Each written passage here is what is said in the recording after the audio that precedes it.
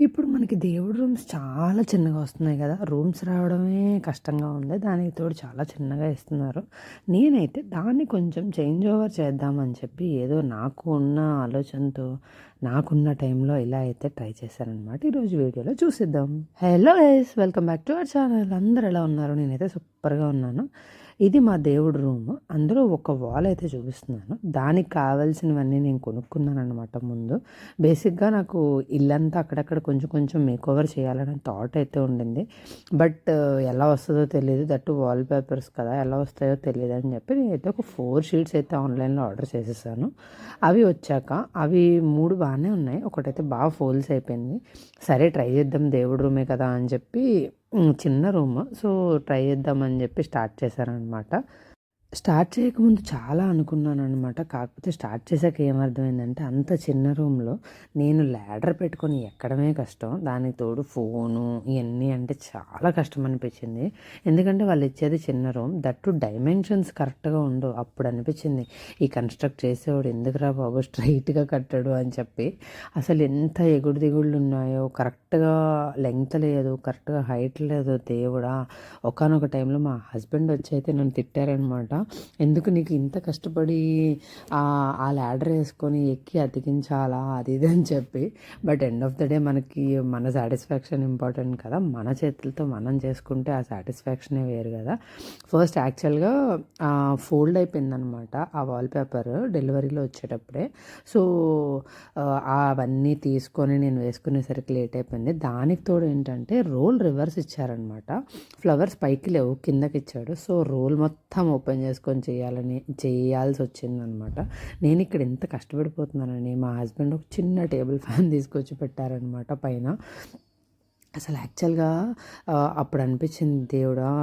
అంటే wallpaper stick చేయడం ఈజీయే. కాకపోతే ఏంటంటే, ఆ రూమ్ డైమెన్షన్ సరిగ్గా లేకపోతే మాత్రం ఫుల్ ఎగుడు దిగుడుగా వస్తాయి. నెక్స్ట్ ఫస్ట్ రూమ్ స్టిక్ చేసుకునే ముందు ఏం చేయాలంటే, మొత్తం అంతా క్లీన్ చేసుకోవాలనమాట. దేవుడి రూమ్ కదా! అగరత్తులకు పట్టిన మసి అలాంటి చిన్న చిన్నవన్నీ చాలా అంటుకుపోయి ఉన్నాయన్నమాట. ఫస్ట్ అవన్నీ అయితే తుడిచేసుకున్నాను. నేనైతే నాకు పర్ఫెక్ట్‌గా వచ్చిందని చెప్పను. బట్ 80% అయితే బాగానే వచ్చింది. అసలు ఎలా వచ్చిందనేది మీరే చూసి ఎండ్ చెప్పండి. బికాజ్ యాక్చువల్‌గా చాలా ఎగుడు దిగుళ్ళు ఉన్నాయి. చాలా లెంగ్త్ అవన్నీ కరెక్ట్‌గా లేవు. దానికి తోడు ఇది చూసారా ఈ ల్యాడర్ చాలా హైట్ ఉంటదనమాట మా రూమ్. సో, నేను అంత హైట్ ఎక్కి వేయడానికి సపోర్ట్ కూడా ఏమీ లేదనమాట. మొత్తం ఆ ల్యాడర్ సపోర్ట్‌తోనే ఎయ్యాల్సి వచ్చింది. అప్పుడు అర్థమైంది, ఒక పెద్ద స్ట్రెయిట్ వాల్ ఎయడమే ఈజీ దీనికంటే.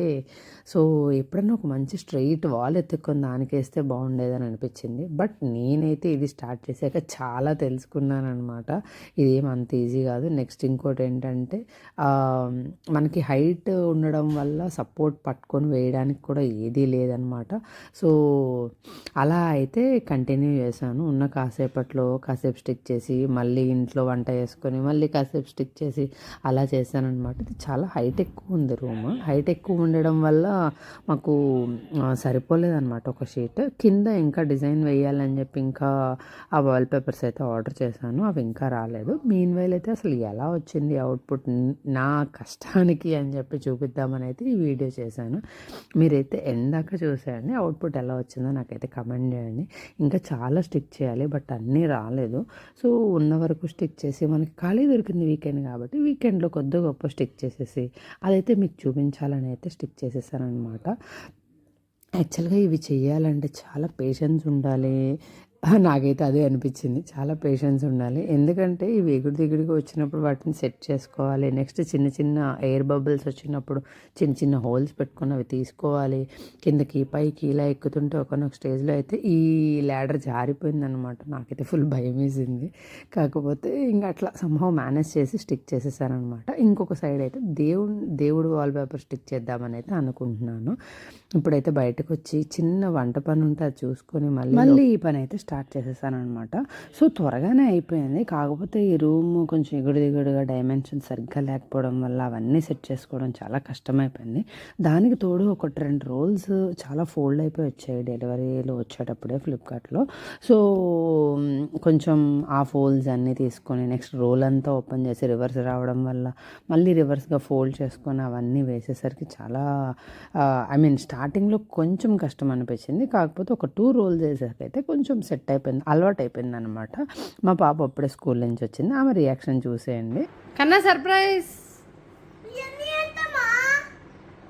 దేవుడు రూమ్ సర్ప్రైజ్. ఇట్రా, ఎలా ఉందో చూడు. చాలా బాగుందమ్మా. నచ్చిందా? ఇక్కడ కూడా అంటించేయచ్చు కదా. మొత్తం అంటించేస్తానే. నచ్చిందా నీకు? నచ్చింది. అది ఏంటమ్మా?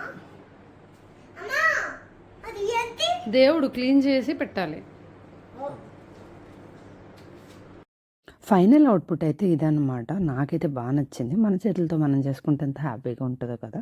సో నా ఈ కష్టం మీకు నచ్చితే తప్పకుండా లైక్ చేయండి, సబ్స్క్రైబ్ చేసుకోవడం అస్సలు మర్చిపోకండి, సరేనా? Take care and bye. Will see you in next video. Until then take care, bye, happy weekend.